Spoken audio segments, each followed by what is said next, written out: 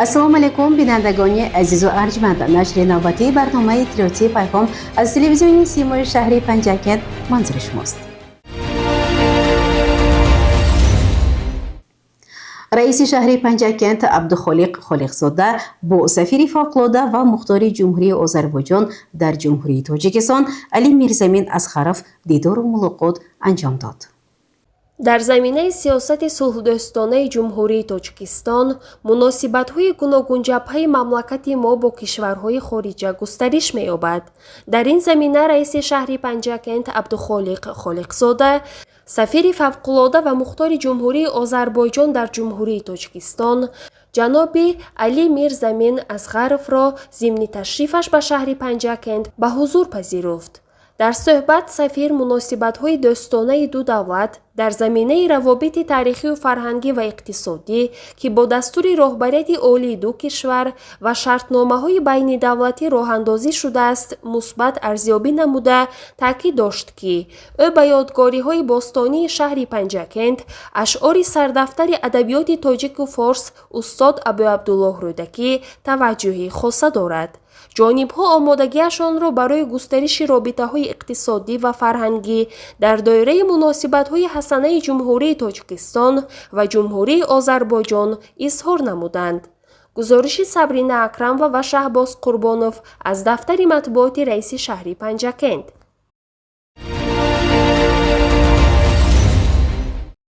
در شهر خوجند ملاقات رئیس شهر پنجاکند عبدالخالق خالقزاده با دانشجویان مؤسسه‌های تحصیلاتی عالی و میانه مخصوص از شهر و دهات پنجاکند که در مرکز ولایت سوخت تحصیل می‌نمایند برگزار شد.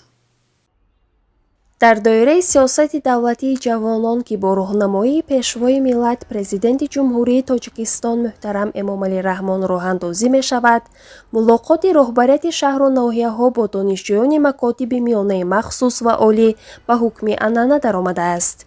در این زمینه سنه 4 می سال روان طبق نقشه مقامات اجرایی حکومت دولتی ولایت سوخت در قصر جوانان شهر خوجند به نام لایق شیرعلی ملاقات رئیس شهر پنجاکند عبدالخالق خالقزاده با دانشجویان و مگسترانتان زاده شهر پنجاکند که در مؤسسه‌های تحصیلات عالی و میانه کسبی ولایت تحصیل می‌نمایند برگزار شد.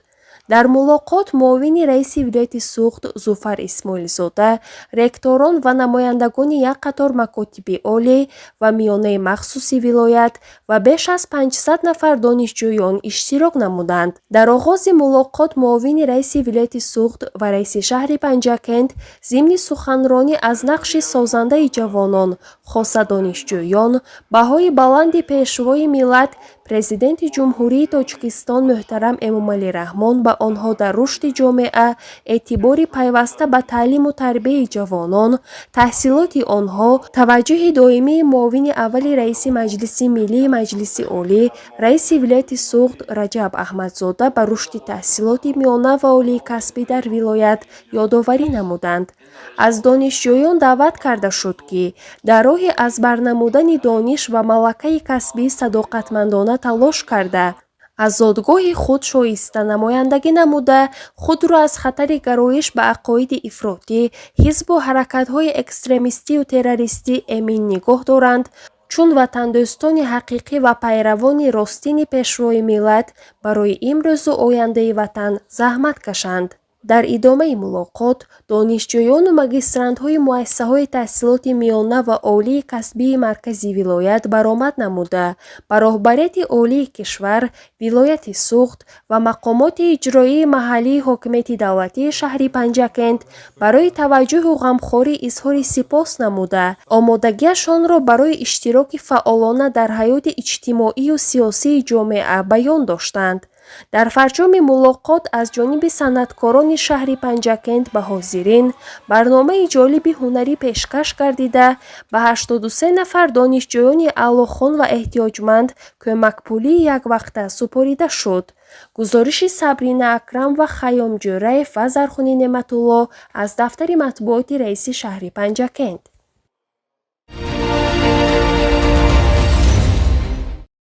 ادامه برنامه با اشتراک رئیس شهر پنجاکند عبدالخالق خالقزاده ضمن سفر کاری به جمعیت دهاتی خرمی معرکه کشتی شالی آغاز یافت. سال روان کشاورزان شهر پنجاکند در زمینه دستورهای پیشرو معظم ملت پرزیدنت جمهوری تاجیکستان محترم امامعلی رحمان تصمیم گرفتند در میدان 3000 گکتار شالی کشت نمایند. چون انعنا امسال نیز کشاورزان خواجگی دهقانی به نام شمسی نظرف جمعیت دهاتی خرمی نخستین شده به کشتی شالی شروع نمودند. طور در آغاز کشت به رئیس شهر پنجاکند خالقزاده عبدالخالق اطلاع داده شد خواجگی های دهقانی جمعیت دهاتی خرمی در 520 گکتار و سهمداران این خواجگی در 73 گکتار زمین‌های سرغذای ساحلی دریای زرافشان نوهای معمولی شالی از جمله دیوزیره مشهور را کشت می‌نمایند. شالیکاران پنجاکند در رویانیدن حاصل فراوان از این زراعت سرخریدار غذایی سابقه غنی دارند و دهقانان ورزیده با پرورش خوب حاصل آن را تا به 80-90 سنتنر از هر گکتار رسانیدند.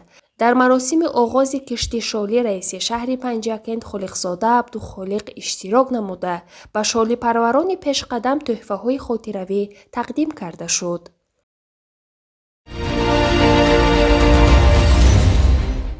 مطابق نقشه شورای ولایتی و شهری حرکت وحدت ملی و احیای تاجیکستان در کالج آموزگاری شهری پنجاکند همایش معرفتی تحت عنوان هیچ کس و هیچ چیز فراموش نخواهد شد برگزار شد. ادامه این موضوع در گزارش دیگر برنامه. مطابق نقشه شورای ولایتی و شهری حرکت وحدت ملی و احیای تاجیکستان در مسئله کارخانه ها، جماعت های دهات، صحبت و ملاقات ها به افتخار 81مین سالگرد غلبه در جنگ بزرگ وطنی تحت عنوان هیچ کس و هیچ چیز فراموش نمی شود جریان گرفت. چورابینی نوبتی معرفتی با اقدام رهبریت کالج آموزگاری شهر پنجاکند جهت گرامیداشت قهرمانی و خاطره اشتراکچیان و شهیدان جنگ بزرگ وطنی بخشیده به هفته پست خاطر در سطح بلند معرفتی و تربیه حربی وطن دوستی جوانان گذرانیده شد. ملاقات را معاون رئیس شورای حرکت وحدت ملی و احیای تاجیکستان در شهر پنجاکند عباس همراساده حسنی آغاز بخشیده پیرامون قهرمانی و شجاعت فرزندان خلق تاجیک در جبهه و عقیبگاه سخن گفت و همزمان اظهار داشت که نسل‌های امروزه و آینده باید یاد رادمردان وطن را همیشه گرامی دارد و ما باید از فضای صلح و وحدت ملی کشوری صاحب استقلالمان و شرافت سیاست خردمندانه پیشوای معظم تاجیکان محترم امامعلی رحمان شکرگزار باشیم. معاون رئیس شورای سابقه داران جنگ و مهنت شهر پنجاکند اقبال خوجموف درباره فعالیت شورا، غمخواری و دستگیری معیوبان، اهل عائله اشتراکچیان جنگ بزرگ وطنی و آنهایی که در قید رسمی قرار دارند گزارش داد و تاکید کرد که قهرمانی پدران و بابایان شهرتمند ما هیچگاه فراموش نمی شوند. سابقه دار مقامات کارهای داخلی سرباز بین الملل محمد جان نرزیف توجه حاضرین را به سالهای دشوار جنگ بزرگ وطنی، نبردهای خرابی‌آور افغانستان، ناآرامی‌های ابتدای سالهای 90 در تاجیکستان، جنگ خرابی‌آور اوکراین جلب ساخته تامین وحدت ملی، صلح و ثبات جامعه و رشد بامرام کشوری عزیزمان را ثمره سیاست سازنده پیشوای ملت پرزیدنت جمهوری تاجیکستان محترم امامعلی رحمان ارزیابی کرد. سرور کالج آموزگاری شهر پنجاکند زینالرشادی و راجع به قهرمانی‌های مردم شوروی در سالهای مدهش جنگ بزرگ وطنی تشکیل چاره‌بینی‌های معرفتی و тарбиявӣ ба муносибати 81-умин солгарди ғалаба дар ҷанги бузурги ватанӣ аз тарафи устодону донишҷӯён сухан гуфт ва изҳор дошт, ки дар доираи ҳафтаи поси хотир силсилаи чорабиниҳои идона ва гиромидошти қаҳрамонон баргузор мешавад. донишҷӯёни коллеҷи омӯзгорӣ дар васфи ватан тоҷикистон қаҳрамонон шеърҳо қироат карданд. дар поёни ин мулоқот ба гурӯҳи омӯзгорону донишҷӯёне, ки дар пешрафти фаъолияти таълимӣ, маърифатӣ, тарғиби ваҳдати миллӣ, гиромидошти родмардони ватан, ғолибият дар олимпиадаи ҷумҳуриявӣ байни коллеҷҳои таҳсилоти касбӣ саҳми арзанда гузоштанд, ба муносибати рӯзи ғалаба бо сипоснома ва тӯҳфаҳои хотиравӣ қад шиносӣ шуданд. гузориши Аббос Ҳамросода ва Шоҳҳусайн Солиҳов.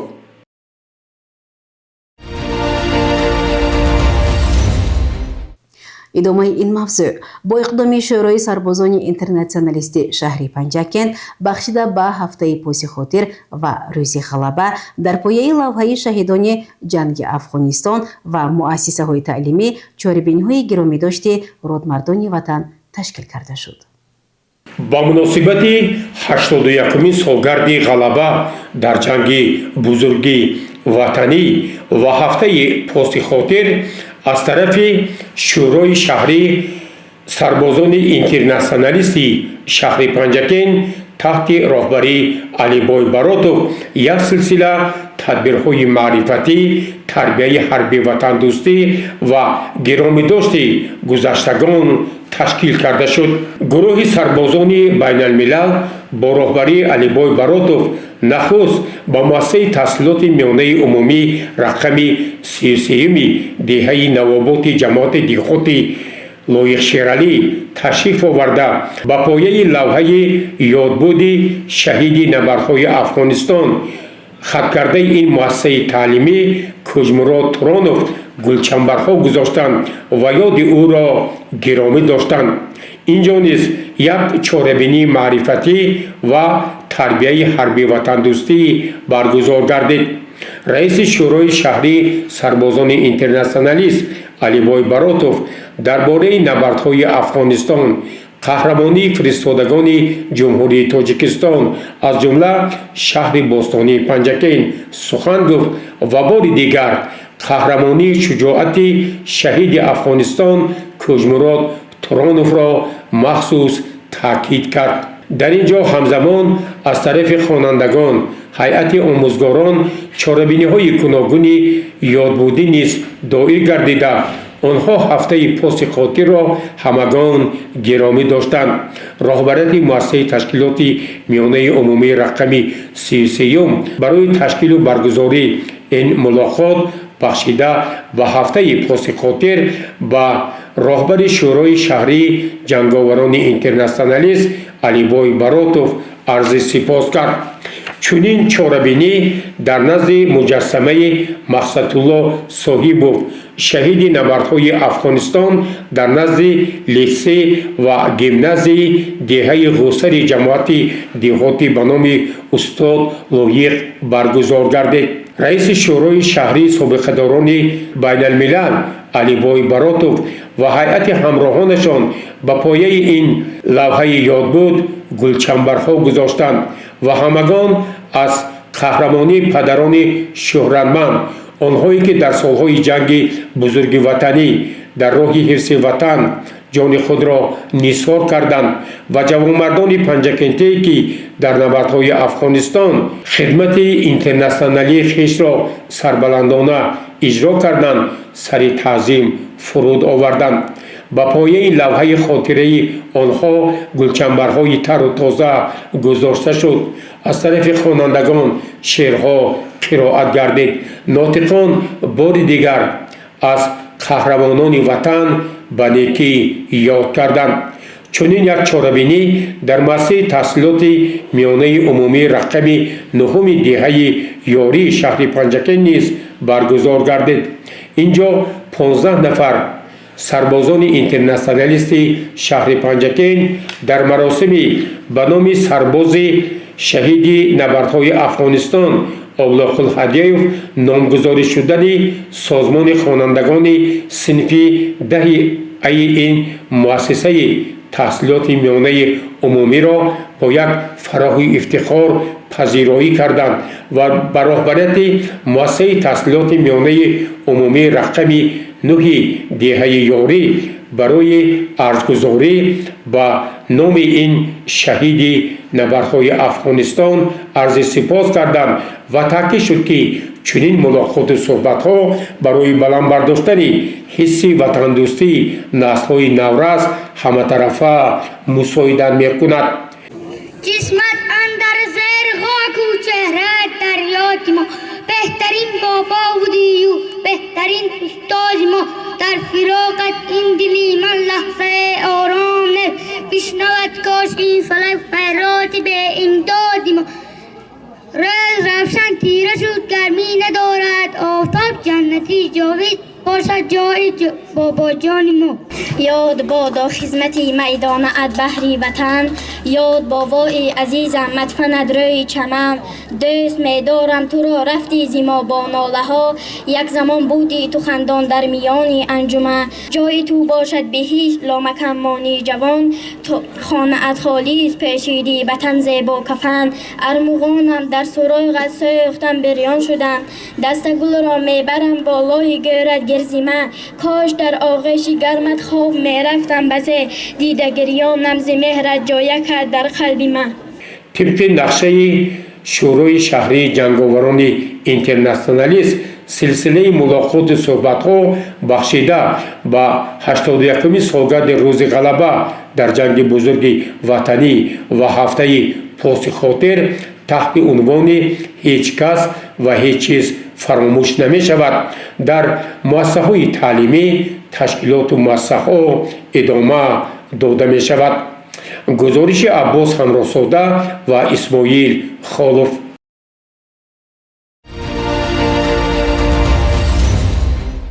ادامه برنامه اطلاعاتی پیغام با مقصد آماده نمودن شبکه‌های برق‌رسانی به دوره تیرماه زمستان‌گذرانی سال‌های 2026-2027 متخصصان شبکه‌های برق پنجکین کارهای تعمیر و نوسازی پایگاه‌های برق‌رسانی و خط‌های برق را آغاز نمودند.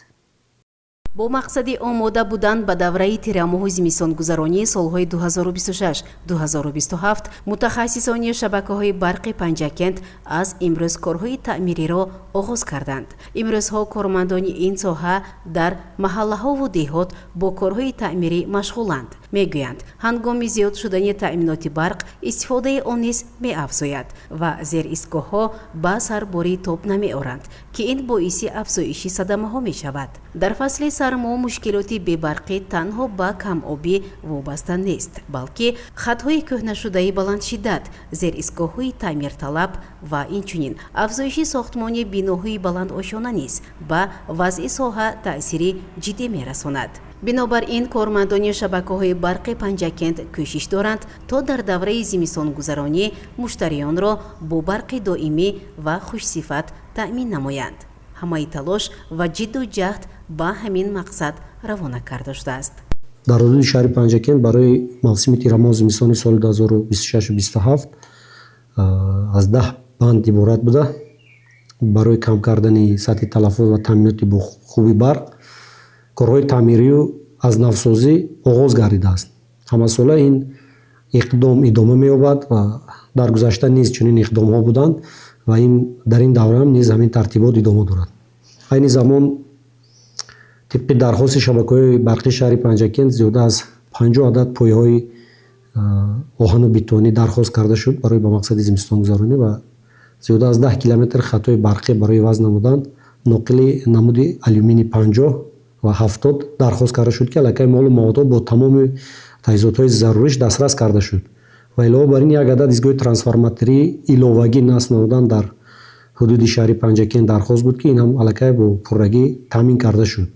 با مقصد اجرای کارهای تکنیکی در حدود شهر پنجکین کارهای تعمیری و از نوسازی آغاز گردیده همه روزه در مقیاس شهر پنجکین خاموشکنی نیروی برق به نظر می‌رسد. асlan хомӯш кардани нерӯи барқ дар маҳаллаҳои дохили шаҳри Панҷакент ва маҳаллаҳои Саразм, ҷамоат диҳоти Саразм, ҷамоат диҳоти Вору, ҷамоат диҳоти Ёрӣ, ҷамоат диҳоти Лоиқ Шералӣ, маҳаллаҳои дохили шаҳр ба роҳ монда шудааст. роҳбарият ва кормандони шабакаҳои барқи Панҷакент аз муштариён эҳтиромона хоҳиш менамоянд, ки моҳияти таъмир ва иваз намудани таҷҳизоти барқиро дарк намоянд, чунки мақсади асосӣ сари вақт омода намудани шабакаҳои барқрасонӣ шаҳру деҳоти Панҷакент ба давраи тирамоҳу зимистон аст ва он ба манфиати муштариён хоҳад шуд.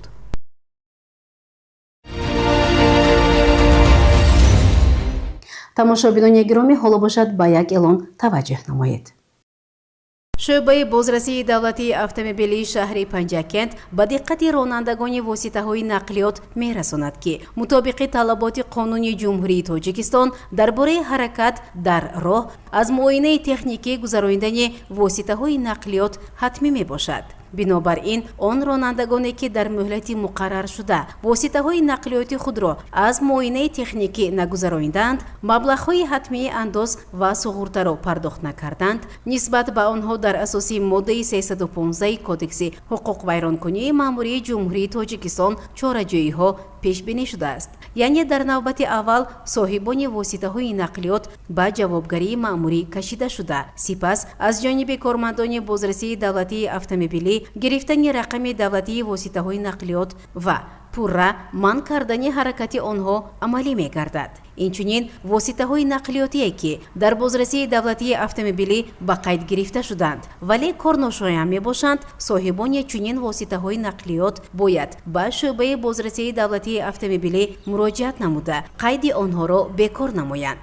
агар ин амалро сари вақт анҷом надиҳанд, он гоҳ пардохтҳои ҳатмии давлатиро месупоранд. дар сурати ба хулоса наомадани соҳибони воситаҳои нақлиёт оид ба сари вақт аз муоинаи техникӣ нагузарондани воситаҳои нақлиёти худ ва пардохтҳои пешбинишуда маводҳо барои баррасӣ ба мақомоти ҳифзи ҳуқуқ ирсол мешаванд. фаромӯш накунед, ки муоинаи техникӣ кафили ҳаракати бехатар дар роҳҳо, эмин нигоҳ доштани саломатии ронандагон ва мусофирон аз садамову ҳодисаҳои нохуши нақлиёти автомобилӣ мебошад. шаҳрвандон метавонанд ба рақамҳои телефони шӯъбаи бозрасии давлатии автомобилии шаҳри Панҷакент 54222 ва ё 52882 ва ё филиали корхонаи воҳиди давлатии Тоҷик суғурта дар шаҳри Панҷакент ба рақами телефони 52218 ва 52413 занг зада маълумоти бештар гиранд. рақамҳои телефонро такрор мекунам: 54222 52882 52218 ва 52413.